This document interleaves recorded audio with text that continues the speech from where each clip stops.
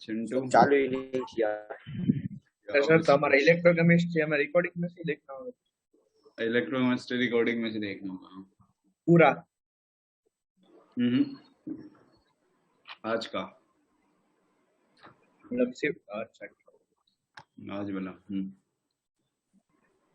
Sir वो sir, part जी। 1 में बोलो। लास्ट सेक्शन बाकी है, एच वाला सेक्शन। पहला ही है।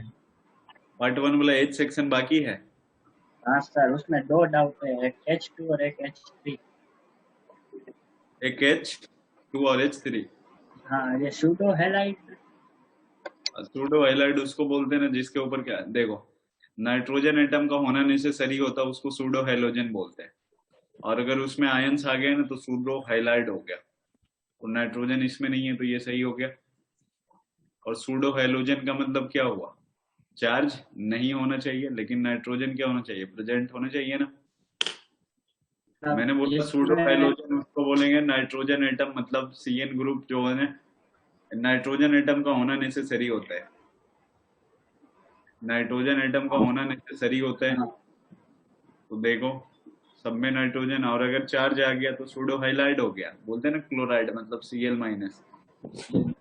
और चार्ज नहीं आया तो हैलोजन हो। अच्छा, सूडो हैलाइड का माइनस नहीं आएगा क्या बोलो,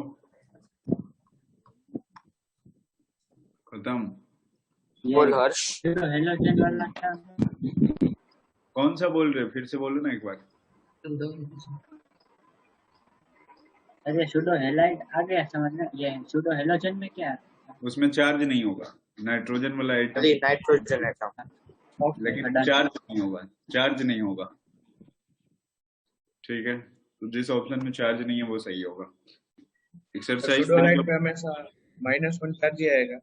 हाँ -1 चार्ज आएगा। ऐसा नहीं अब NH3 है तो आप नाइट्रोजन को बोल देना कि सूडो हाइड्रोजन है। भाई उसकी प्रॉपर्टीज होती कि एक इलेक्ट्रॉन गेन करने की, जैसे Cn- हो गया, Nc- हो गया, ये सब सूडो हाइलाइड में आ सकते हैं। ठीक है ना। क्वेश्चन ये चलो एक्सरसाइज 3 पहला कौन सा पहला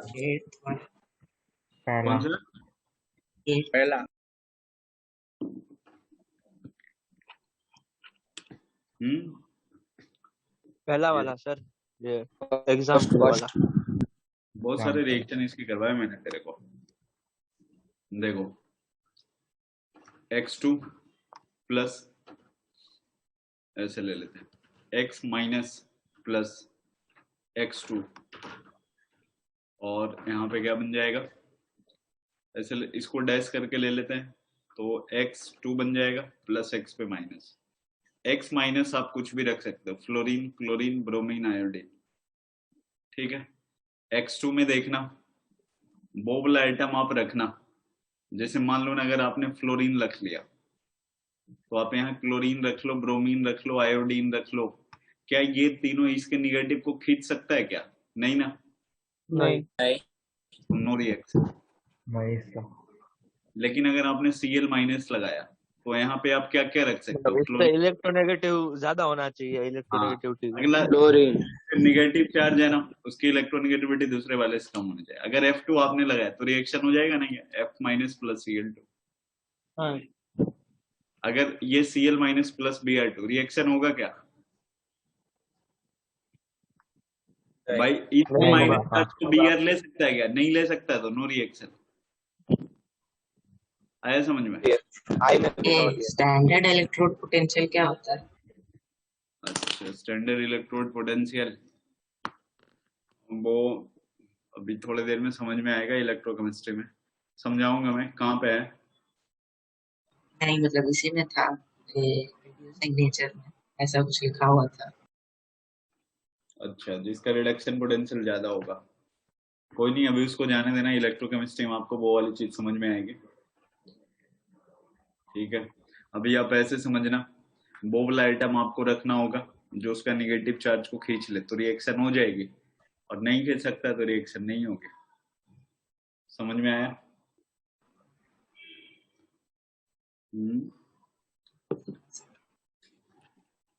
ये पता चला कि नहीं चला? हाँ। कर लोगे ना? Sir Yes. सर इसमें इलेक्ट्रोफिजिसिटी।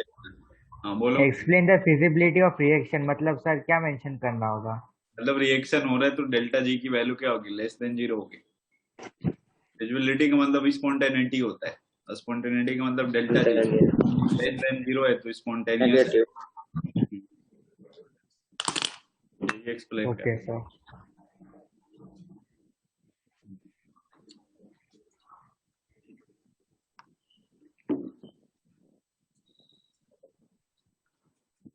इसके बाद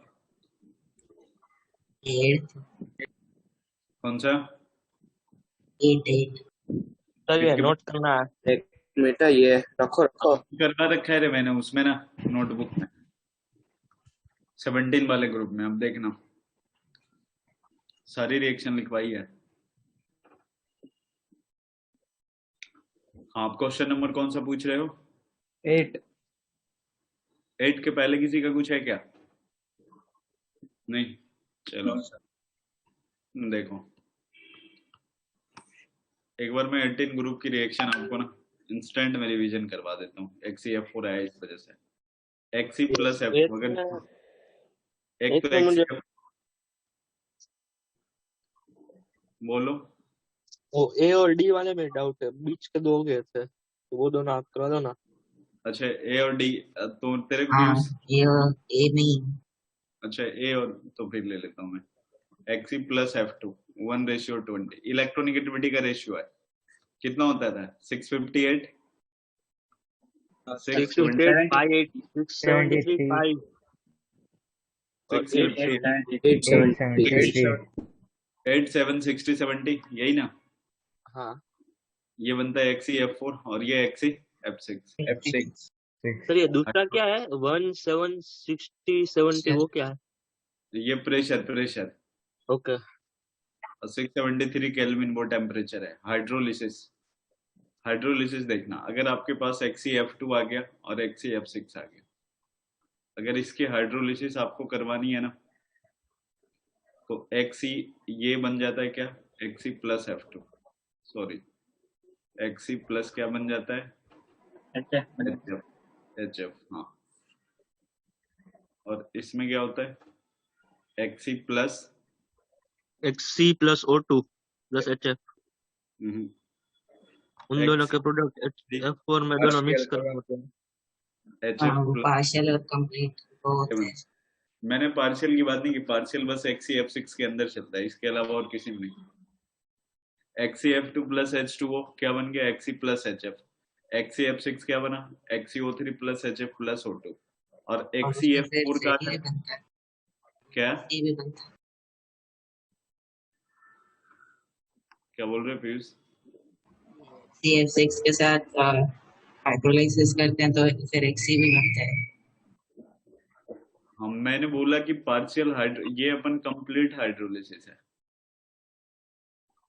पार्शियल कंप्लीट हाइड्रोलिसिस, हाइड्रोलाइसिस। हाँ ये कंप्लीट हाइड्रोलिसिस है। पार्शियल हाइड्रोलिसिस अभी मैं बताता हूँ। तो याद ना, बेसिकली यही दोनों रखना है। उसमें भी तेरे को क्या, ये और ये, अगर ये दोनों याद रख लिए ना तो इसकी सारी हाइड्रोलिसिस रिएक्शन याद हो गई। अगर इन दोनों का नहीं याद है तो 6 रिएक्शन भूल जाओगे इसके चलते। इन दोनों में जो बना है ना उन दोनों को ऐड कर दो तो क्या बन जाएगा? XeF4 की हाइड्रोलिसिस। ऐड करने के बाद जो कॉमन है उसको एक बार आप लिखोगे। देखो इतना है समझ में? उन दोनों को क्या करते हैं? ऐड कर देते हैं। उसके बाद जब आपके पास पार्शियल हाइड्रोलिसिस चलेगी ना तो वो ऐसे लिखेगा XeF6 plus H2O plus twice H2O और एक 3H2O। एज पॉसिबल HF निकालो तो 2 निकल जाएगा ना। हाँ सर। और कितना बच रहा है उसके पास? 4 फ्लोरीन बचा होगा। तो 2 फ्लोरीन निकालने के बाद, 2 फ्लोरीन निकालने के बाद उसके पास 2 वैलेंसी क्या हो गई? इनकम्प्लीट। तो उसके बदले एक ऑक्सीजन लगा दो क्योंकि एक ऑक्सीजन 2 बॉन्ड बनाता है। इसमें भी एच पॉसिबल क्या निकालो? HF निकालो। तो 4HF प्लस में क्या हो गया? XeO2F। 4 तो तुमने निकाल लिया, 2 आ जाएंगे। यहाँ पे 6 के 6 निकल जाएगा तो क्या बचा? तो फिर O3। हाँ ये 3H2 वाला फिर वो कंप्लीट हाइड्रोलिसिस नहीं हो जाएगा?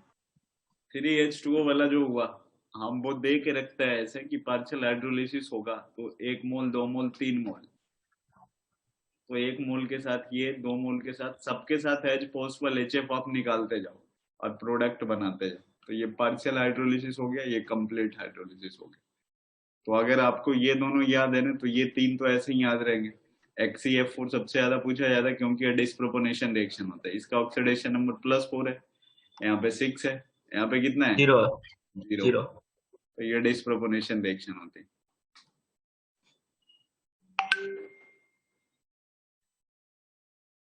हटा दें। Yes sir. Yes sir. जो पहला रिएक्शन लिखा गया है ना, आपको मैंने 14th वाले ग्रुप में सिलिकॉन्स पढ़ाया था, याद तो नहीं है आपको? R2Cl2 होता था, R3Cl होता था, और एक और कौन सा बच गया? टोटल 4 बॉन्ड बनाए ये। अच्छा, एक बीच में क्या आ जाएगा? सिलिकॉन, ये भी सिलिकॉन, मतलब ऐसे लिखा हुआ है R2SiCl2, सिलिकॉन 4 बॉन्ड बनाता है, R3SiCl, एक क्या RSiCl3, इन सबकी हाइड्रोलिसिस करवाओगे ना तो R2 जितना क्लोरीन है सब रिप्लेस हो जाता है, इसको रिप्लेस करोगे तो R3SiOH बन जाएगा, और इसको रिप्लेस करोगे तो क्या बन जाएगा? RSiOH। इसको क्रॉस लिंक यूनिट बोलते थे, ठीक है। आपके क्वेश्चन में ये दिया गया R2SiCl2, तो इसका स्ट्रक्चर ये ना पॉलीमर फॉर्म में एग्जिस्ट करता है, ध्यान से देखना, सिलिकॉन ऊपर R नीचे R, जो OH है ना यहाँ पे OH लगाया, OH लगाया, दूसरा मॉलिक्यूल आपको यहीं से अटैच करना है। दूसरा मॉलिक्यूल जब आप अटैच करोगे तो देखो कुछ ऐसा हो जाएगा, ये दूसरा मॉलिक्यूल अटैच करने पे है R, OH है, SI है, R, R, और ये यहाँ पे क्या,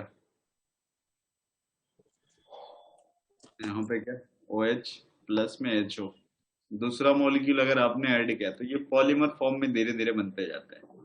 यहाँ से H2 निकल जाएगा, तो बीच में क्या हो गया? SI R, R O SI R, नीचे R, इधर फिर आके लगेगा तो H2O निकलेगा ना, तो इधर क्या बच जाएगा? O, इधर भी आके लगेगा तो H2O निकलेगा तो क्या बन जाएगा? ऑक्सीजन। तो ये पॉलीमर फॉर्म में होता है।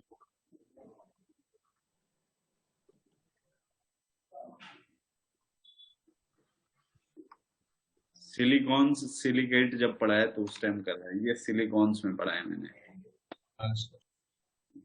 वो एकदम लास्ट टॉपिक था शायद।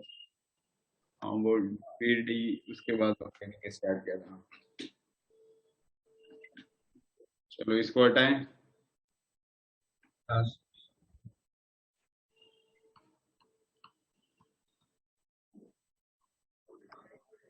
अब कर लोगे ना आप? अब बताओ, ये 8 वाला हो जाएगा? मैच कर दे अपन। सर पहले आप वापस बता सकते हो? डिस्कनेक्ट हो गया था वो R2Cl2 वाला। हाँ, ये देखो, मैंने बोला जब हाइड्रोलिसिस करवाते हैं ये अपन क्लोरोसिलिकॉन सिलिकॉन्स में पढ़ाया था, सिलिकॉन्स में। तो जब हाइड्रोलिसिस करवाते हैं ना अपन, तो हाइड्रोलिसिस करवाने में क्या होगा, जितना Cl है वो रिप्लेस हो जाता है। ओके, वोल्ट वाइज इसी का ये पूछा आपसे, तो इसका स्ट्रक्चर देखो बनाया हुआ है कि ये पॉलीमर फॉर्म में होंगे। 2 यूनिट मैंने लिया है, तो इन दोनों यूनिट को अगर आप एक साथ अटैच करोगे तो बीच से H2O निकल जाएगा, ठीक है। बीच से क्या निकल गया? एक H2O। तो एक H2O निकालने के बाद क्या बचेगा? ऑक्सीजन बचेगा ना बस यहाँ पे। हाँ तो ये हो गया ऑक्सीजन, और इधर क्या हो गया? इधर से भी ये इस वाले रिएक्शन में साथ में HCl भी बनता है। हाँ हाँ, प्लस HCl बनता है। आपको R के बदले उसने CH3 लिख रखा है, ये CH3, तो रिएक्शन के बाद में HCl भी बनता है। हटा दें? सर हाँ चलो, तो मतलब इसका आंसर में क्या क्या आएगा? अब देखो ना क्या क्या आएगा। ट्राई करो। हाँ E सी और S। CH3 2SiOH और ट्वाइस पर में 2HCl। नहीं है, रिएक्ट विथ ग्लास नहीं है, पॉलीमराइजेशन है क्या, है ना पॉलीमराइजेशन, हाँ O2 का पॉलीमराइजेशन। आ गया समझ में। पहले मैंने का बोला क्या, वो सही है। क्या तुमने बोला? Cl2 की जगह OH और ट्वाइस आ जाएगा और वो 2HCl बन जाएगा। हाँ हाँ मैं आज बहुत ज्यादा बार उधर से उधर होना पड़ रहा है। तेरे नेटवर्क वाईफाई नहीं लगवाता ना तुम, कंजूस ये है। अरे ये चलो इसके बाद HCF4 का भी मैंने रिएक्शन आपको बताया था, हाँ बाकी सब होगा। हाइड्रोजन हैलाइड बन जाएगा। हाँ सर। हाँ सर। फिर था रिएक्ट विथ ग्लास, HF जो होता है ना ये क्या बना लेता है SiF6-2, ग्लास के साथ रिएक्शन कर जाते हैं। एचिंग ऑफ द हाँ वो इचिंग ऊपर था ना एक रिएक्शन, PQR हो गया, पॉलीमराइजेशन नहीं होता, O2 बन जाता है ना, PQRT तीनों चारों हो गया ना बी में PQRT। Cl2 hydrogen halide formation, ये लिखा क्या है, प्लस HOC। सबकी रिएक्शन करवानी है H2O के साथ, तो H2O के साथ रिएक्शन करवाने पे ये तो HCl plus HOCl, hydrogen halide बन जाएगा, वहां तक सही है। रेडॉक्स रिएक्शन है क्या, 0 है यहाँ पे, -1 है +1 है, रेडॉक्स है, डिस्प्रोपोर्शनेशन है एक टाइप सही है, तो रेडॉक्स हो गया, तो P सही हो गया, और कौन सा सही हो गया, Q सही हो गया। रिएक्ट विथ ग्लास गलत है, पॉलीमराइजेशन गलत है, O2 गलत है, तो PQ हो गया। VCl5 इसकी हाइड्रोलिसिस अगर आप करवाते हो, 5 प्लस H। हाँ तो हाँ PCl5 की तरह ही चलता है, सबसे पहला स्टेप जो बनता है क्या, PCL3 VOCl3 VCl3 twice HCl, VCl5 इसके साथ रिएक्शन करता है और VO2Cl प्लस 4HCl, तो बताओ लास्ट वाले के लिए क्या हो जाएगा, हाइड्रोजन हैलाइड फॉर्मेशन सही है या गलत है, सही है। Redox reaction, react with glass नहीं है, पॉलीमराइजेशन नहीं है, एक हो गया यार बस P। PQ दोनों दिया। क्यों नहीं है वो, क्यों गलत दिया है, हाइड्रोलिसिस तो वो रेडॉक्स कहाँ है, इधर भी सेम है उधर भी सेम है ना, दोनों तरफ नहीं सेम है। B मैंने दिया बी का उसने। तो सिर्फ P दिया है, P दिया है सिर्फ, तूने वो C का देख लिया अमन।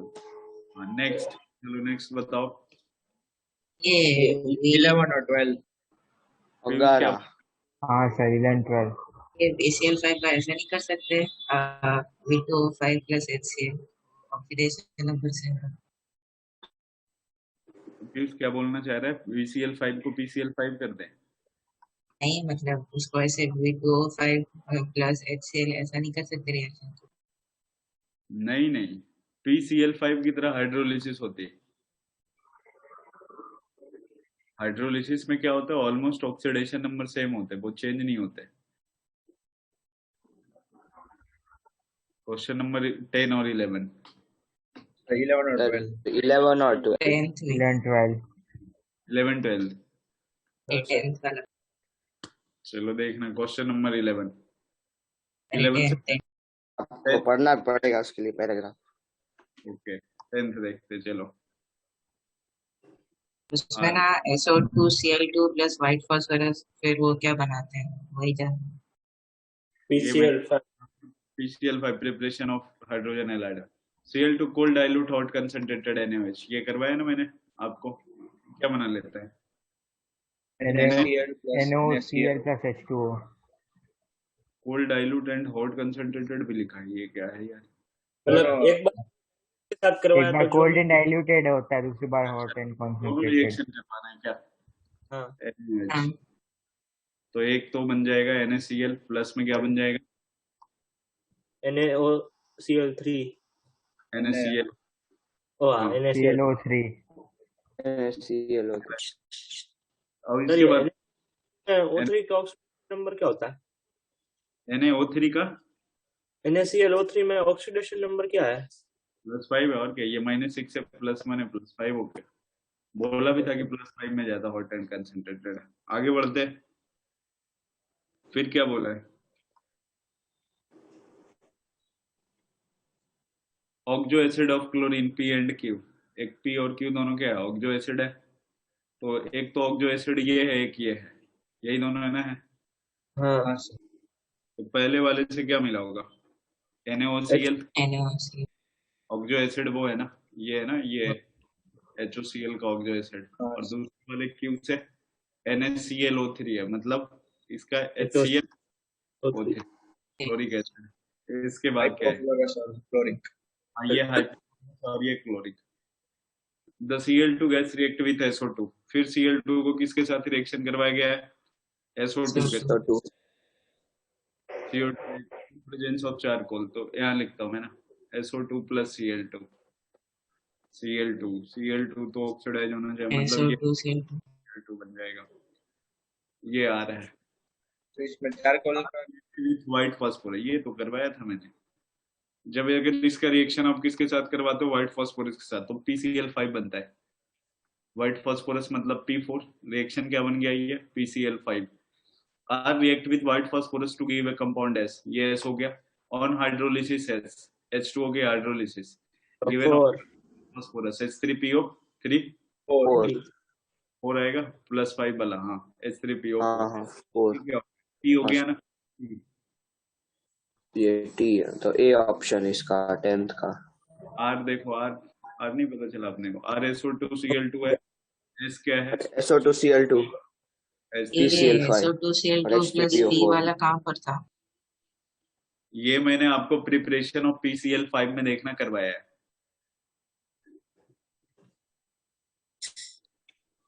अच्छा, PCl इसमें चारकोल का क्या काम होता है? क्या बोल रहे हो? चारकोल चारकोल मतलब उसके प्रेजेंस में रिएक्शन थोड़ा स्लो चलता है कंट्रोल वे में।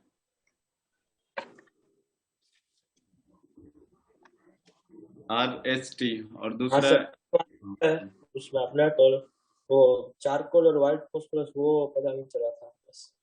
अच्छा, ये रिएक्शन मैंने आपको प्रिपरेशन ऑफ PCl5 में करवाया था। वहां पे बस चारकोल आपको नहीं बताया था कि इन प्रेजेंस ऑफ चारकोल चलता है। इसको हटाए रिएक्शन सारा। हाँ सर आगे PQ हाँ RST सर मेजर में 2 ही क्वेश्चन है तो जरूरत नहीं पड़ेगी। चलो क्वेश्चन नंबर 11 11। और 12। क्वेश्चन नंबर 11 और 12 में देख, PbO2 प्लस में क्या है? H2SO4 H2SO4। तो PbSO4 बन गया, प्लस O2 बन गया है। दूसरा प्रोडक्ट H2O बनेगा। और क्या? सर, पर हमें रिएजेंट बताना है। नहीं, हाँ वही। उन्होंने वो क्वेश्चन मार्क पूछा है, रिएजेंट क्या होगा या कंडीशन क्या होगा। अच्छा, ये 3 लगा रखे हैं उसने, तो INO के प्रेजेंस में नहीं होगा, I2 नहीं हाँ वो होगा। क्वेश्चन मार्क पे क्या क्या है तो थोड़ा सा हिट करने पे बनेगा, ये वार्म करने पे। ये वाला हाँ Na2H2 तो प्लस H2O। और ये क्या बन गया? NaHSO4 plus other product. ये Cl2 की इसमें Cl2 है। Plus other product. और ये भी लगाना है ना। इसका मतलब ये यार, इसका ऑक्सीडेशन नंबर ये क्या हो गया? थायोसल्फेट है ना, और ये बना लिया है। तो ये Cl2 और ये क्या? HCl। N2H4 को क्या बोलते हैं अपन? हाइड्रोजन बोलते हैं। हाइड्रोजन। हाइड्रोजन जो होगा N2 plus other product, N2 plus other product है। ये क्या बना लिया इसने यार?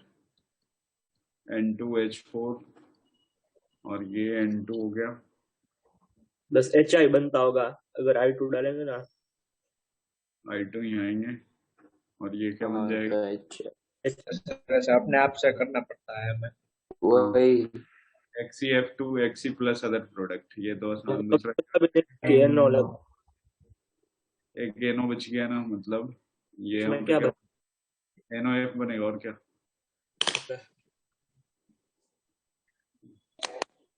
काफी कॉम्प्लिकेटेड क्वेश्चन था। ये सब कहीं भी नहीं है ये सारे। मतलब ये उस टाइम अपने आप ऐसे डिसाइड करना होगा। सोच के डिसाइड नहीं हूँ, समझो ये रिएक्शन याद रखने होंगे आपको।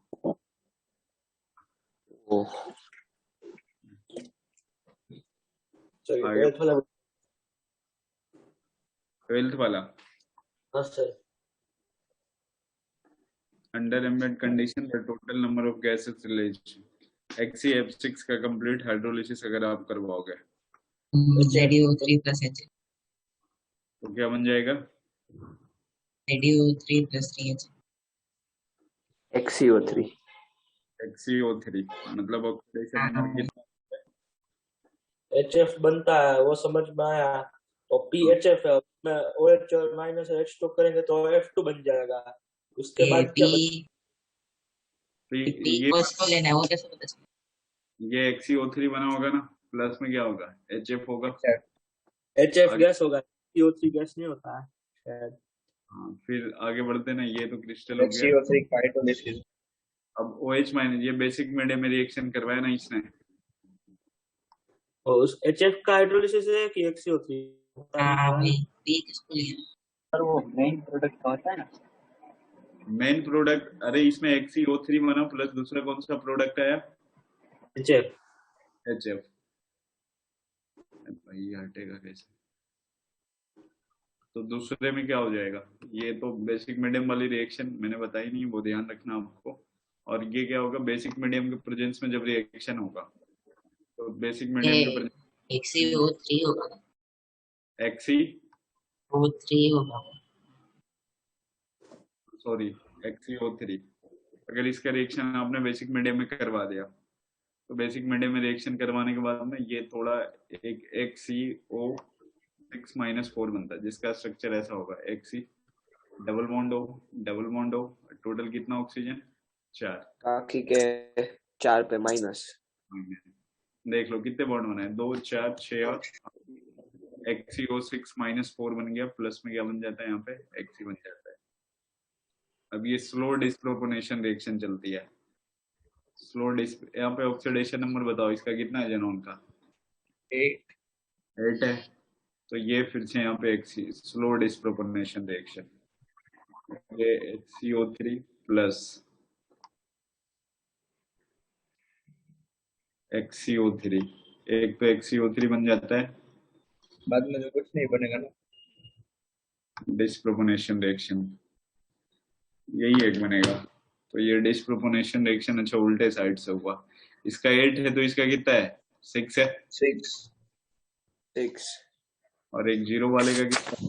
6 हो गया। इस तरह से बनते हैं ये रिएक्शन। पहला रिएक्शन देख लो, रिपीट कर रहा हूँ, XeO3 प्लस HF। दूसरा रिएक्शन XeO6-4 प्लस Xe, फिर क्या है? XeO3। तो गैस XeO3 गैस होता है। ये दोनों हुए। Okay, Xe gas.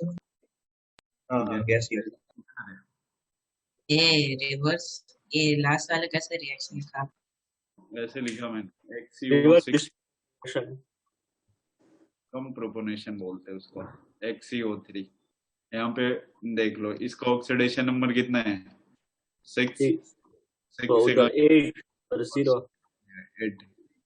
तो जो उल्टे साइड से उल्टा। तो हाँ उसको कम प्रोपोर्शनेशन रिएक्शन बोलते हैं। कम प्रोपोर्शनेशन मतलब इसी का एक टाइप, स्लो होता है इसलिए। इसी का एक टाइप है डिस्प्रोपोर्शनेशन का, उल्टे साइड से जब चलता है तो। ऐसे कितने है? कम ज्यादा ऐसे कोई है? और नहीं हटाऊं रिएक्शन? Yes sir. नहीं एक मिनट सर, एक मिनट। ठीक है, नोट कर लो आप। जेई मेन में तो आसान क्वेश्चन होंगे। पहला वाला डाउट हाँ उसमें सारे एक दो ही, एक ही डाउट है।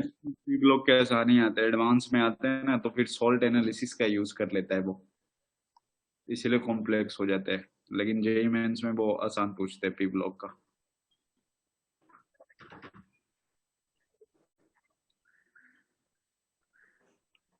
चलो हटा दें, डन। लास्ट में रिएक्शन इसमें लास्ट में जो रिएक्शन लिखा वो मतलब वही ना सर, सॉल्ट एनालिसिस। क्या बोल रहा है वो? वही थी ना सर वो सॉल्ट आपने बोला एडवांस में कहाँ था उसमें। और सोल्ट एनालिसिस में तो वो होता है, आइडेंटिफाई करना होता है कंपाउंड। तो वो बोल रहा है ये जो 11th वाला था उसमें सॉल्ट एनालिसिस का थोड़ा यूज हुआ ऐसा। हाँ हाँ, और भी ये जो क्वेश्चन नंबर ये वाला है ना, इसमें भी यूज हुआ है। सॉल्ट एनालिसिस में जितने कैटायन एनायन होते हैं उन सबका प्रीलिमिनरी टेस्ट और कंफर्मेटरी टेस्ट चलता है। वहां से पता चलता है क्या होते नहीं होते हैं। हटाएं इसको। हाँ सर। चलो इसमें बताओ। सर पहला वाला बेटा फर्स्ट वाला ये नहीं मैंने क्या रे, IF7 पेंटागोनल बाइपिरामिडल सही है या गलत है? सही सही है। है। तो सही है, सेकंड में आ जाओ। पता ये नहीं, वो नहीं पता, इसलिए डाउट है। दूसरे अरे का वही हाइब्रिडाइजेशन, हाइब्रिडाइजेशन होता है। दूसरे का हाइब्रिडाइजेशन क्या है? sp3d3। sp3 D2 है ना? D2 है ना हाँ भाई? 5 सिग्मा एक ही लोन पेयर है ना? यस। हाँ हाँ अरे हाँ स्टेरिक सर। नंबर में 6 sigma 0 lone pair, 5 sigma 1 lone pair, 4 sigma 2 lone pair, यही चलता है। ये ऑक्टाहेड्रल होता है। और ये क्या होता है? 5 एक वाले स्क्वायर पिरामिडल होते हैं। क्या पिरामिडल? और ये स्क्वायर प्लेनर होता है। तो ये गलत हो हाँ तो ये गलत हो गया ना। 2 गलत हो गया। तो सर। और ये ICL3 वाला बता दो ना। ICL3 देख लो यहाँ पे, ये डायमर के फॉर्म में एग्जिस्ट कर जाते हैं, मतलब I2CL6 के अकॉर्डिंग ये दिया गया है। I2CL6 ओ के अकॉर्डिंग ये प्लेनर डायमेरिक लिखा है इसने। ओके। Okay sir. तो ये फोर्थ वाला। ये एनसीईआरटी में मतलब उन्होंने IF3 और ICL3 के शेप के सामने उन्होंने कुछ ऐसा लिखा, मतलब बेंट टी शेप और फिर आगे क्वेश्चन मार्क। तो ICL में होगा ना, 3 सिग्मा या 2 लोन पेयर तो टी शेप होते हैं ना वो, 4 सिग्मा 1 लोन पेयर तो सीसो शेप होता है।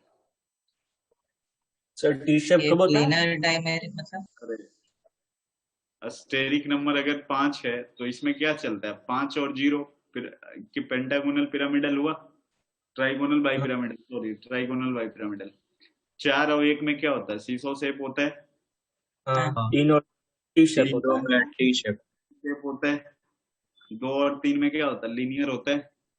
हाँ। और 1 और 4 में नहीं होता है। ए, एक में ऐसा होता ही नहीं है रे।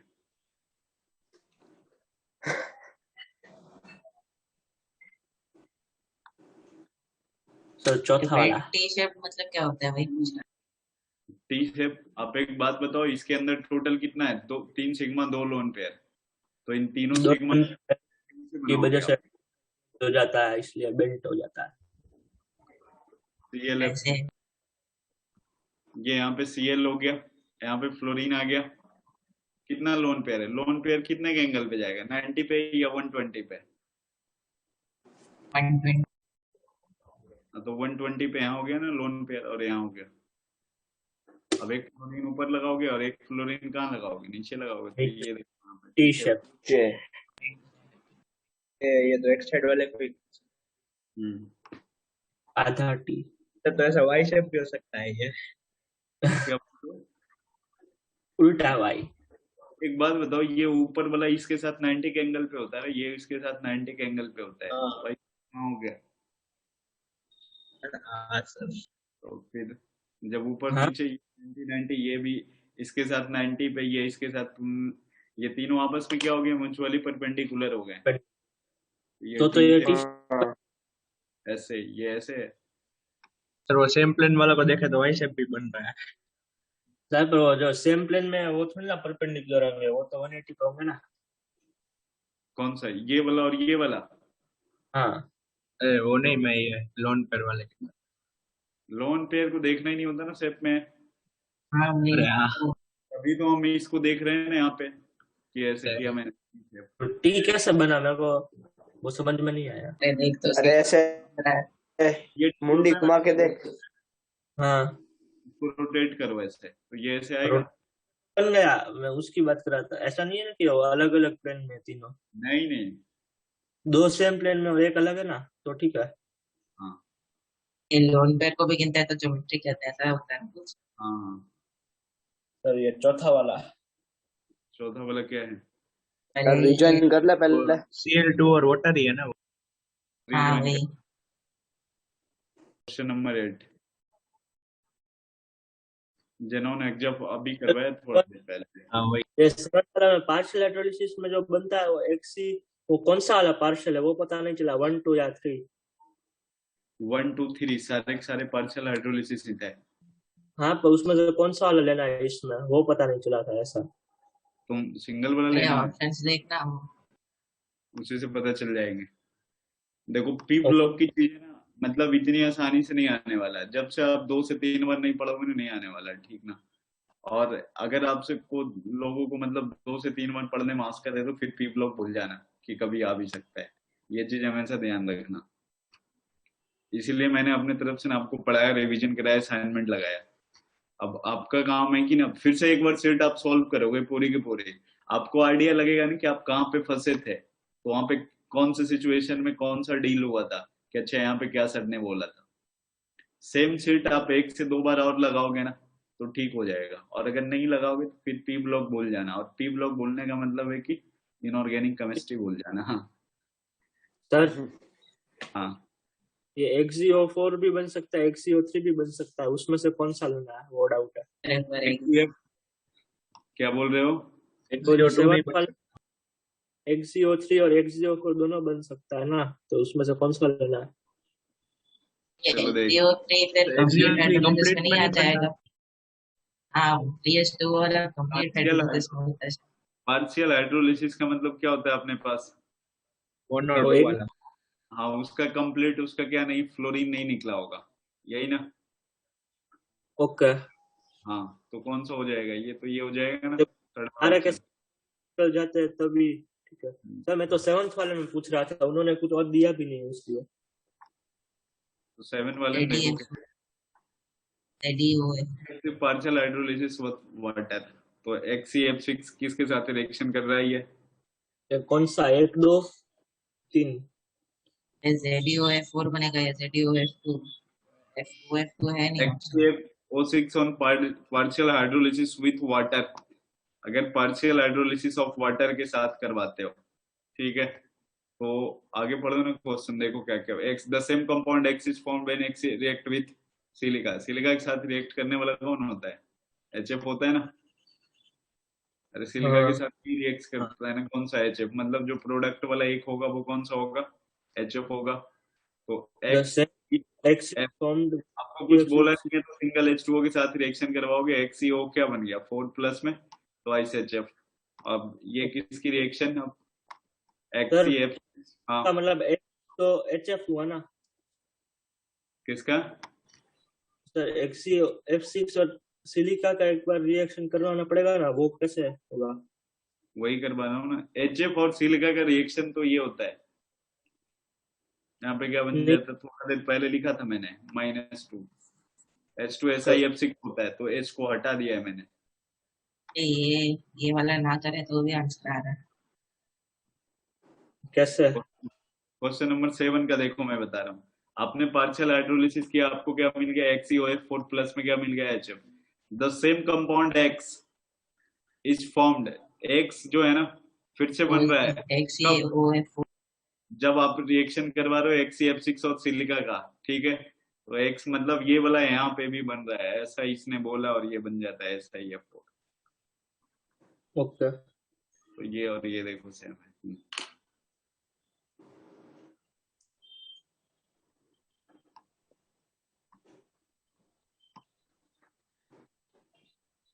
इसके बाद हो गया है। खत्म हो गया। डन। चलो मैं यस आपको सर। एटॉमिक स्ट्रक्चर पे लेके आता हूँ। सर रुको 2 मिनट, क्या कर रहे हो अब? हम सब चार्ज में लगाने जा रहे हैं। चार्ज नहीं है लैपटॉप? लैपटॉप में कनेक्शन का और आईपैड और मोबाइल दोनों में चार्जिंग कम है। अच्छा पढ़ के आए हो ना आप लोग हाँ सर। Atomic structure? तो चलो मैं तो रैंडमली क्वेश्चन करवाऊंगा, ऐसा क्वेश्चन है।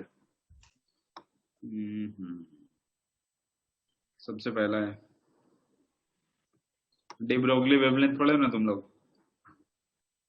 हाँ डी ब्रोगली वेवलेंथ क्या होता है? एच अपॉन में मोमेंटम, हाँ। यही होता है। और हाँ अगर सर। काइनेटिक एनर्जी के टर्म में लिखते तो क्या होता है? 2m root 2 root two M into kinetic energy. 2m और ये काइनेटिक एनर्जी, जहाँ पे मास क्या होगा? किसका मास होता है? इलेक्ट्रॉन का मास होगा। अब ऐसा क्वेश्चन है डी ब्रोगली वेवलेंथ के ऊपर। एक मिनट, ये जेई में पूछा गया है सर, पहले भी मैंने आपको एक बार करवाया है। पूछा D Broglie wavelength of electron in second orbit of lithium 2+, second orbit of lithium 2+ ion. रुक जाओ, तुम लोग अभी रिवाइज करके आए तो मैं भी कुछ पूछूंगा। पूछा है second orbit of lithium +2 ion, इसका जो डी ब्रोगली वेवलेंथ होगा, मान लो कितना है? x। डी ब्रोगली वेवलेंथ कितना मान लिया अपन ने? x। तो पूछा है इन सबों में किसकी वैल्यू जो होगी x के इक्वल आएगी? n = 3 ऑफ हाइड्रोजन एटम, मतलब third orbit of hydrogen atom. Second है n = 4 ऑफ कार्बन +5 आयन। सी है n = 6 of B+3 ion. D है n = 3 of helium plus ion. चलो सर ये हम कहाँ पे नोट करें? कहीं पे नोट कर सकते हो, कोई दिक्कत नहीं है। मेरा नोटबुक में नोट कर लो और सॉल्व करो। जिनमें तूने बोला कि मैं, हाँ बोलो। मल्टीपल आंसर है, एक ही है? एक ही है तो आ गया। अच्छा, कौन से आया? बी, वो n = 4 वाला। कैसे? सर वो Z²/n², इसका आ रहा है 9/4, और फिर कार्बन वाले का भी 9/4 ही आ रहा है। तो Z²/n² क्यों? ये नहीं समझ में आया। डी ब्रोगली वेवलेंथ का फॉर्मूला तो ये है। ये Z²/n² तो एनर्जी में आता है, चिन्ह में।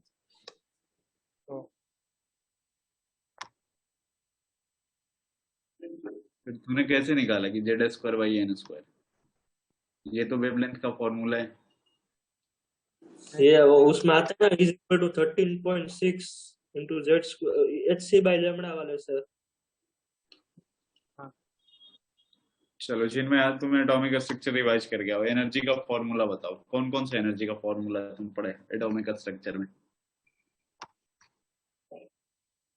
सर मतलब एनर्जी का R इंटू 1/n, अरे R/λ into 1/n1² minus 1/n2²। नहीं, R सर, R के साथ एक और चीज होती है, वो भूल गया। और एक फॉर्मूला तुमने पढ़ा इसके अलावा? सर याद नहीं है अच्छे से। यार पढ़ के ही नहीं आया तो ना तुम तो झूठ, मैं समझ तुमने झूठ मूठ मेरे को बोल दिया कि मैं से रिवाइज करके आया हूँ। जुगल बताओ एनर्जी का कौन कौन से फॉर्मूला पढ़ के आया? Potential energy. जितने एनर्जी का फॉर्मूला तू पढ़ा है ना एटॉमिक स्ट्रक्चर में, तूने बोला मैं रिवाइज करके आया हूँ, मेरे को बताओ। हाँ, एक Z²/n² पोटेंशियल एनर्जी माइनस। हाँ, पोटेंशियल एनर्जी माइनस के Z²/n²। ZE²/, वैसे हाँ, तो ये ZE²/r। आर, हाँ।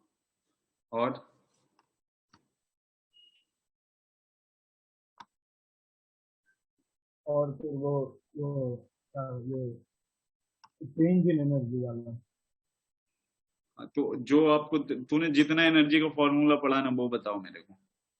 हाँ, तो -13.6 हाँ। Z² हम्म। 1 ब्रैकेट में हाँ 1/n1² माइनस 1/n2। इसमें फिर ऐसे अलग अलग कंडीशन आ जाती है। ये एनर्जी निकालते, इसका यूनिट क्या होता है यहाँ पे? मैं बोल मैं बोलूं? नहीं नहीं, जुगल बताएगा। बोलो बेटा, क्या हो गए यूनिट? Okay, unit तो याद नहीं है। इलेक्ट्रॉन वोल्ट पर एटम। और कौन सा फॉर्मूला पढ़ा तूने एनर्जी का? फिर वो hc/λ। H by lambda. सही है। जिनमें तूने एक बताया वो भी गलत है। हाँ वो जुगल बताओ, वेलोसिटी का फॉर्मूला क्या होता है? वो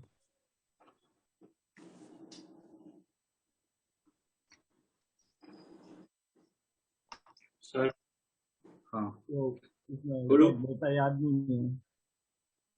बोलो रे टन्ना, क्या होगा? 2.18 into 10 हाँ, raised to 8 18 10 raised to 18 z by n हाँ 10 raised to Z by N centimetre per second. per second हाँ देखो, एक चीज मैं क्लियर कर देता हूँ तुम लोगों को। फिजिक्स हो, केमिस्ट्री हो, मैथ्स हो, अगर तुम जेई का पेपर देने जा रहे हो ना, और ये सोच रहे हो कि अगर तेरे को फॉर्मूला सारे याद है तो तुम क्वेश्चन तेरे हो जाएंगे, हो तो जाएंगे, सब मिला के 40 से 50 नंबर आएंगे, इससे ज्यादा नहीं। इसलिए कभी भी किसी भी चैप्टर का प्रिपरेशन करने के लिए बैठना जेई के व्यू से, तो क्वेश्चन जरूर सॉल्व करना। उससे तेरे को पता चलेगा कि ये फॉर्मूला कब कौन से कंडीशन पे होल्ड होता है, नहीं होता है। पता लगे जो तुम फॉर्मूले याद करके गए वहां पे लग ही नहीं रहा है। ये गलती कभी मत करना कि नोटबुक लेके 4 घंटा बैठे रहना, उसी को देखते रहना और सोच रहे पूरी पूरी की पूरी नोटबुक मैंने तो ही पढ़ रखी है, और जब तक तूने उसके ऊपर टॉपिक के ऊपर क्वेश्चन नहीं किया ना, सॉल्व नहीं होने वाले।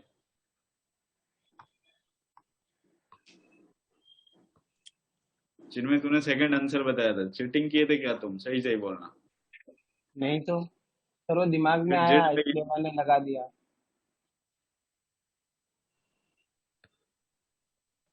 चलो, और कोई और बताओगे एक इसको? वो भी होता है ना एनर्जी का, क्या होता है? कौन सा? वो 12,400 अपॉन लैम्डा एंगस्ट्रॉम। वो तो एच वो सी वाई HP है नहीं आता। hc/λ ही हो गया ना। वही है अपन वो। ये क्वेश्चन बताओगे कोई? Lambda equal to H upon momentum पूछा, second orbit of lithium plus 2 ion की डी ब्रोगली वेवलेंथ है एक्स, तो आपसे पूछा क्या है इसने कि इसकी वैल्यू क्या होगी, मतलब किसके वैल्यू एक्स के इक्वल होगी। तो आपने मतलब जो फॉर्मूला एक और लिखा था वो यूज कर सकते हैं, वो HC by और V के को जेड स्क्वायर बाई 2 RS। देखो, फॉर्मूला तो यही यूज होगा क्योंकि वेवलेंथ यही है, तो यही से बनेगा। इसने ना बस ये जेई में पूछा हुआ क्वेश्चन है, बस इसने रिलेशन एस्टेब्लिश कर दिया और एक लाइन में सॉल्यूशन है इसका।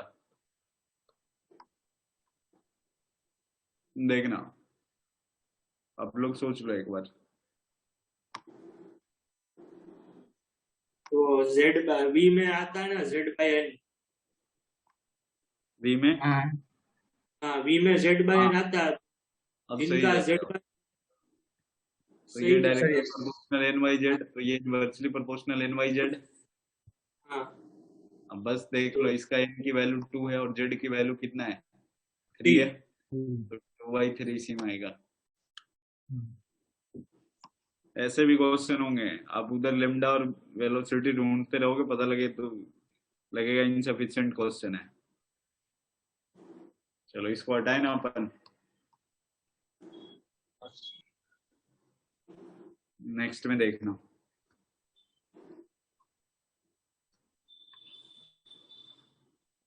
एक ऐसा क्वेश्चन है। हम्म, हम्म,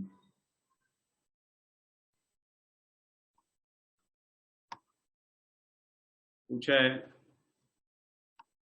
D Broglie wavelength of the fourth Bohr orbit of hydrogen atom is 4 angstrom. D Broglie wavelength जो है फोर्थ ऑर्बिट में उसका कितना है?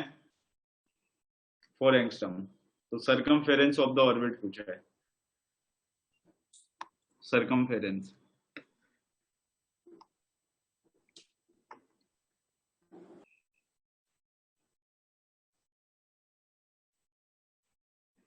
सर वो रिपीट कर सकते?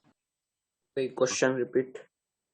मैंने बोला ना कि एक मतलब ऐसे बोल रखा है, if the de Broglie wavelength of the fourth Bohr orbit of hydrogen atom is 4 angstrom, the circumference of the orbit will be.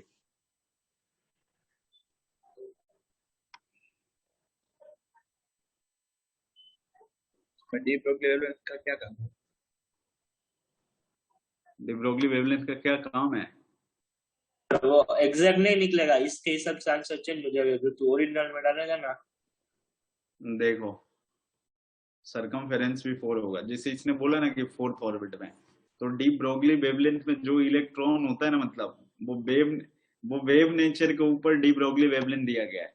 तो ये डी ब्रोगली वेवलेंथ यही हुआ है यहाँ पे, समझ में आ रहे हो? ये पूरा ऐसे सर्कुलेट करते हुए गया फोर्थ ऑर्बिट में, तो वहां पे कितना है? 4 एंगस्ट्रम है, समझ में आ रहा है? तो ये वेव हाँ। के टर्म में क्या लगाया उसने? सरकमफेरेंस का मतलब यही हुआ ना, पूरा ऑर्बिट, यही होता है ना पूरा बाउंड्री वॉल जितना आ रहा है। तो ये फोर्थ ऑर्बिट में वेव नेचर को, ये डी ब्रोगली वेवलेंथ क्या होता है? वेव नेचर को शो करता है। तो वेव नेचर में इसने फोर्थ ऑर्बिट में एक सर्कल इसने लगाया, उसका कितना आ गया? पूरी की पूरी 4 एंगस्ट्रम, वैल्यू 4 एंगस्ट्रम, ध्यान रखो। अगर वो पता लगा वो था ना तो 0.52 n²/z वो वाला क्या होता है? वो भी रेडियस का वो होता है। रेडियस का होता है, 0.5 तो to उसमें 9 से वो x/z circumference फिर एंगस्ट्रम। into ये एंगस्ट्रम, ये हाँ, तो मैं ये कर रहा था। हाँ, और इसको 2π से मल्टीप्लाई करके सर्कमफेरेंस। आपके ऑप्शन में ना इसने ऐसे दे रखा था, देखो पहला ऑप्शन तो इसने ऐसे टाइप रखा था 4 एंगस्ट्रम, दूसरा ऑप्शन इसने ऐसे टाइप रखा था 4 नैनोमीटर, तीसरा ऑप्शन चेप रखा था 16 एंगस्ट्रम, और चौथा चेप रखा था 16 नैनोमीटर। इससे कोई भी नहीं आता, इससे जो रेडियस आती है ना वही 4 एंगस्ट्रम से बड़ी आती है। वही मैंने बोला ना, रेडियस 8 पॉइंट कुछ ऐसा आ रही है। ऐसे क्वेश्चन में ना, अब ये ध्यान रखना है, ये बिल्कुल आप लोग के लिए ऐसा लग रहा होगा कि नया होगा। जिस ऑर्बिट डी ब्रोगली वेवलेंथ अगर फोर्थ ऑर्बिट में जितना दे रखा है, मतलब सरकमफेरेंस भी उसका उतना ही है, एक सर्कल को लगा करके पूरी की पूरी पहुंचा है। नेक्स्ट क्वेश्चन, स्पेक्ट्रल लाइन आपको याद है थोड़ा बहुत? Diamond Balmer constant Brackett Brackett Pfund ऐसे होते हैं ना, ठीक है।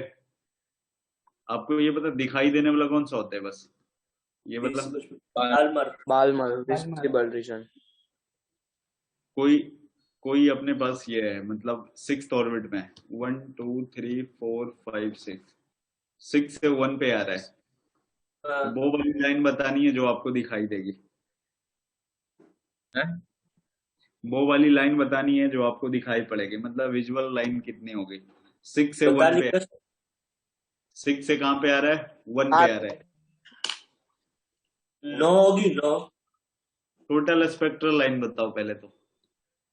6 से 1 पे आ रहा है, टोटल स्पेक्ट्रल लाइन कितना होगा? 15। 15? हाँ। कैसे निकाला? वो 5 × 6/2। 5 इंटू, ये फॉर्मूला क्या होता है? Delta n into delta n हाँ, plus delta n 1/2। Into delta n plus 1/2। हाँ वही। तो उससे 21/2।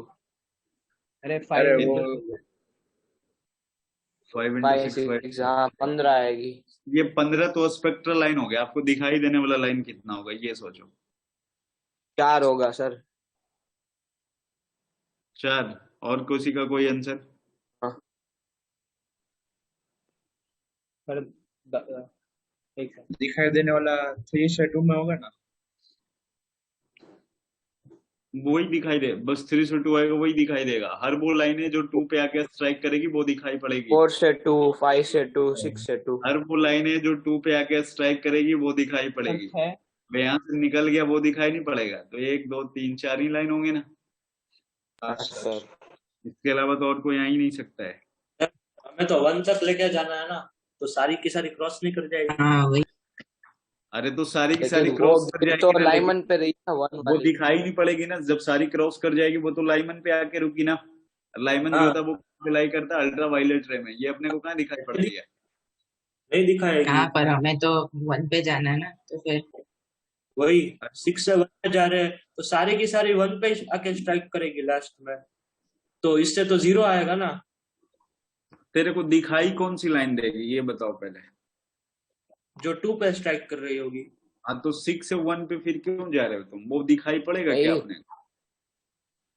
पर जब तो आपने वो जो ऐसा बोला बोल रहा है कि ये 2 पे लाइन मुझको ऐसा स्टॉप लग नहीं रहा है होगी, कि 1 पे 6 से स्टॉप 1 होगी। पे जाना है तो 6 से 1 एक ही होगी और 2 पे कहीं पे रुकेगी ही नहीं।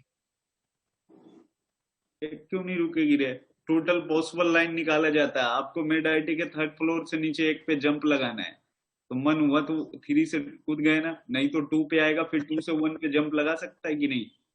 हाँ हाँ ऐसे भी कर सकते हैं। बिल्कुल कर सकते हैं। सुसाइडिंग करना ऊपर से तो या तो डायरेक्ट कूद जाए या फिर दूसरे से पहले पे कूद जाए।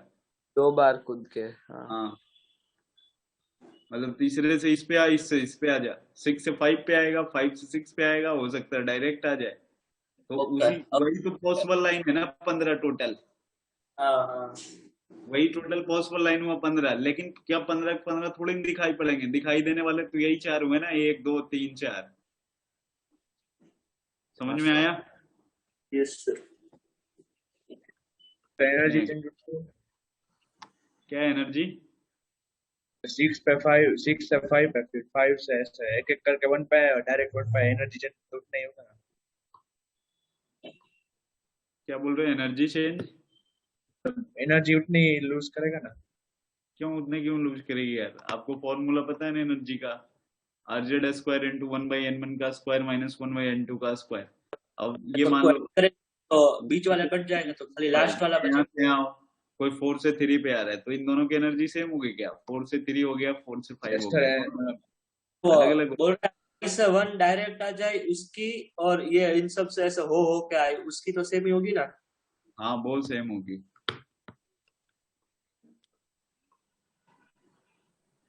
नेक्स्ट आपसे एक क्वेश्चन ऐसा है पूछा गया है, sum of paired electron, sum of the paired electron present in the orbital with L equal to 2 in all the species, Fe plus 2, cobalt plus 2, nickel plus 2। Try करो।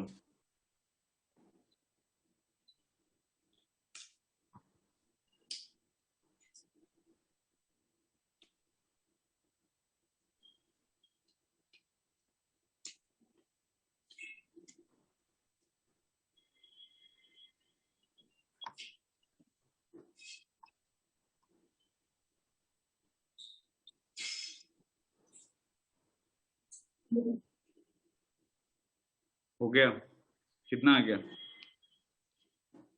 सर रुको एक ही सेकंड सर। Okay. 12। चलो paired electron निकालना है, unpaired नहीं। जैसे मैं आपको एक आइडिया दे देता हूँ, 1 है 2 है, मान लो ये ऐसे लिखा हुआ है, तो इसमें ना अगर आपसे पेयर्ड इलेक्ट्रॉन पूछा तो आप पेयर्ड इलेक्ट्रॉन कितना लगाओगे, 4। हाँ अनपेयर्ड 1। तो आंसर कितना है? अभी तुम बना लो उसके बाद मैं बताऊंगा ना। तो बना लिया है। बना लिए। नहीं सर, एक सेकंड। सर 12 है। 12 12 आ रहा है ना। और हाँ 12 के 12 अलावा और किसी का कोई अलग आंसर आ रहा है वो बताओगे। सर 15 आ रहा है।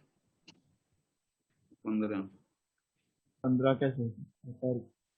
और किसी का।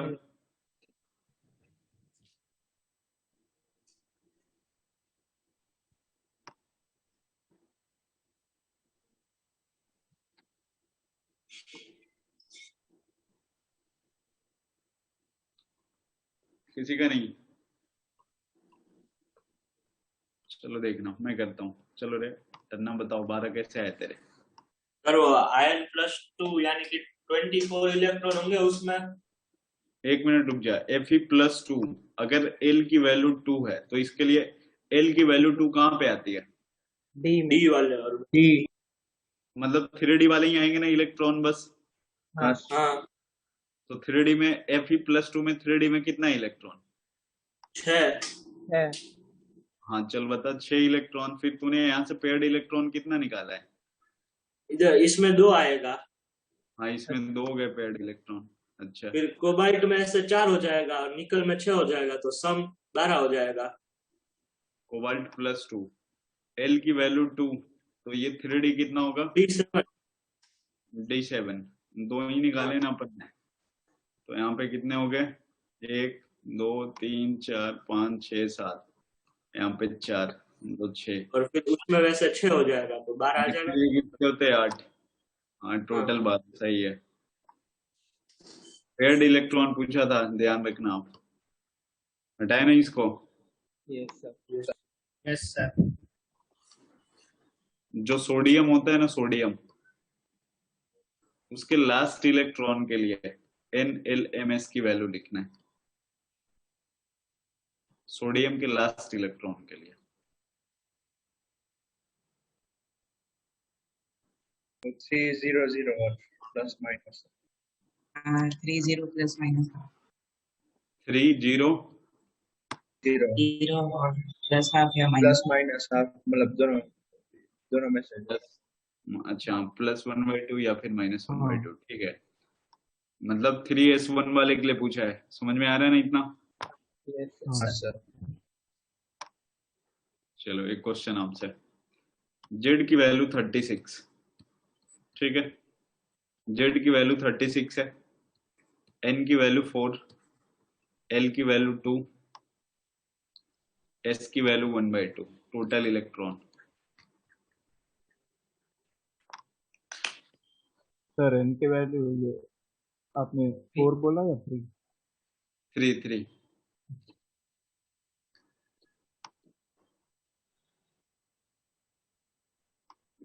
सर हम्म, 5 होगा सर।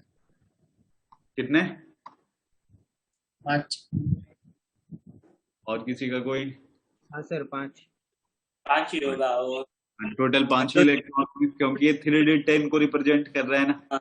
हाँ सर। तो 3D10 को रिप्रेजेंट करेगा, इसका मतलब क्या हो जाएगा? ये टोटल 10 होंगे, लेकिन +-1/y वाले होंगे। +1y वाले तो 5 ही होंगे। सही है, बहुत अच्छा। नंबर ऑफ फोटोन निकालने का फॉर्मूला पता है ना आपको? कभी कभी क्वेश्चन ऐसे भी पूछे जाते हैं ना, वो बिल्कुल स्टार्टिंग में मैंने आपको पढ़ाया था अपने वो भी फिजिक्स में आता है सर। कि नंबर ऑफ फोटोन निकालने का फॉर्मूला क्या होता है? =NhC/λ, यही ना? आपको दिया जाएगा ऐसे कि कोई बल्ब है जिसका बल्ब का ये 100 वाट है, ठीक है। 80%। हाँ 100 वाट है और उसमें टाइम उन सब दे रखेगा, एफिशिएंसी। वेवलेंथ की वैल्यू भी दे रखता है। हाँ। तो 100 वाट का मतलब एनर्जी कितना हो गया? 100 जूल हो गया ना। हाँ, तो फोटोन पर सेकंड, आवाज तुम्हारी पता नहीं कहाँ पे हो ना तुम। तो फोटोन्स पर सेकंड पूछेगा ना। हाँ हाँ, एफिशिएंसी भी पूछ सकता है। तो वो सब सिंपल क्वेश्चन दे देगा कि 75% है हाँ, तो मुझे लगा यहाँ 75। पर वो वाला 1/sin θ/2 नहीं, कैथोड रेज एनोड रेज। तो कैथोड रेज में E/m और इसका E/m किसका फिक्स होता है? कैथोड ड्रेस का, उसमें कैथोड इलेक्ट्रॉन रेज का। आयंस। कैथोड का क्या होता है? फिक्स होता है। हाँ हाँ सही है। आपको ट्रांजिशन दे करके ना कभी कभी क्या पूछ सकता है? इंफ्रारेड मतलब कौन से रीजन में लाई करता है, ये भी पूछ सकता है। जैसे जो स्पेक्ट्रल लाइन होती है ना, स्पेक्ट्रल लाइन है 1 2 3, अगर बात करें अपन तो ये तो लाइमन थी, ये बाल्मर है, ये पास्टन है। तो लाइमन वाला कहाँ पे लाई करती है? अल्ट्रावायलेट। और इसके बाद ये विजिबल में हो गया। इसके बाद ऊपर जो भी आते सब इंफ्रारेड में। तो आपको कुछ ऐसा इंफॉर्मेशन देगा जिससे स्पेक्ट्रल लाइन की वैल्यू पता चलेगी कि वो 2 से 3 पे आ रहा है या फिर 5 से 4 पे आकर स्ट्राइक कर रही है। मान लो कोई लाइन है 5 से आकर के 3 पे आके रुक रही है, 4 ऑप्शन देता है यहाँ पे, या फिर हो सकता है इसके बीच का एनर्जी भी दे सकता है, पूछेगा ये कौन से रीजन में लाई करेगा, अल्ट्रावायलेट में, विजुअल में, इंफ्रारेड में, तो किस में लाई करेगा? इंफ्रारेड में। हाँ पर अगर 5 से 2 आए तो वो विजिबल में आएगा ना? बिल्कुल हाँ। विजिबल जहाँ पे वो एंड होता है वहां का ही देखना। हाँ जहाँ पे है ना वहां पे देखना होगा आपको, जहाँ पे एंड होता है वहां पे देखना होता है। हाँ प्लीज बोलो क्या बोल रहे हो? ये टेस्ट में से 12 क्वेश्चन आएंगे दोनों चैप्टर में। दोनों के हाँ हाँ दोनों के बाद नहीं, एक ऐसे मिक्स होगा दोनों का। 10 MCQ दोनों के थे, 3 इंटीजर पी ब्लॉक से, 2 इंटीजर एटॉमिक स्ट्रक्चर से। 12-13 और नोड आपको पता है नोड? हाँ n minus l minus 1 एक स्फेरिकल नोड होता है और एक रेडियल नोड होता है। n minus l by ये दोनों सेम होता है, ध्यान रखना, स्फेरिकल रेडियल, जिसका फॉर्मूला होता है n minus l minus 1, और एक होता है angular node, n minus 1 l होता है भाई, ये हाँ ये total node total load n minus 1 होता है। हाँ टोटल नोड n minus 1 होता है, ठीक है ना? टोटल नोड की वैल्यू हाँ। n minus 1 के इक्वल। चलो एक क्वेश्चन है आप लोग के लिए, calculate minimum and maximum, question सुनना है, calculate minimum and maximum number of electron which may have magnetic quantum number m equal to +1 and a spin quantum number -1/2 in chromium। Question फिर से बोलूं, calculate the minimum and maximum number of electrons which may have magnetic quantum number m equal to +1 and a spin quantum number -1/2 in chromium, minimum and maximum।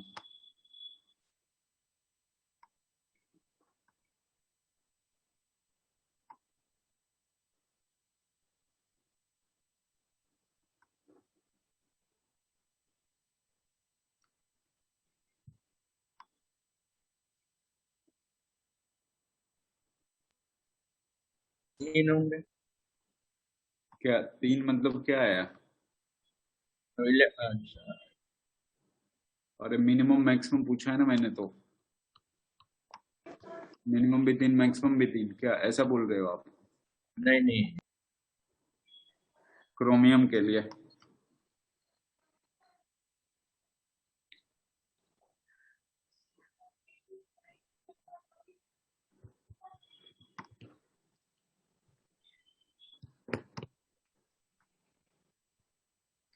एक minute. हाँ अब time देना, answer मत बताना sir.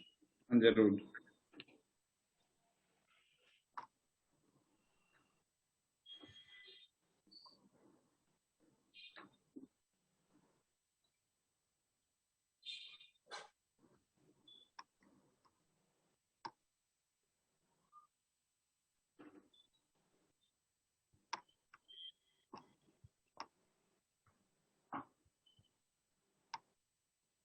Sir maximum maximum कितना?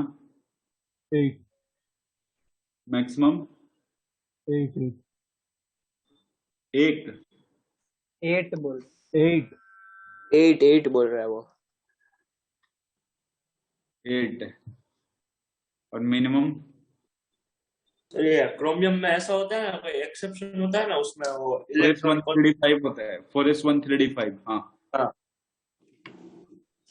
Maximum 8 आया, और जुगल minimum ये मैक्सिमम 9 हो जाएगा। और मिनिमम वो क्या सकते हैं? ये मिनिमम 0 है। मिनिमम 0। हाँ मतलब सबका प्लस हाफ हो। पहले तो आप ये सोचो, m की वैल्यू अगर +1 है, हाँ m की तो वो value L is equal to 1 और L is equal to अच्छा 2 हाँ पे। समझ में आ गया, एक सेकंड। सर मैं बताऊं हाँ सर, मतलब 11 और 6, 11 क्या आया? 11 मैक्सिमम 11 हो सकता है मैक्सिमम 11 और मिनिमम मिनिमम 6। हाँ हाँ मिनिमम मिनिमम 6। हाँ हाँ अगर एल की वैल्यू 0 नहीं हो सकती तो एल की वैल्यू 1 और 2 के लिए फिजिबल होगा। क्रोमियम का इलेक्ट्रॉनिक कॉन्फ़िगरेशन ऐसा ही होता है ना, 1s2 2s2 2p6 3s2 3p6 P6 4s2 4p6 नहीं, और 3d 3D5 3D5 4S1।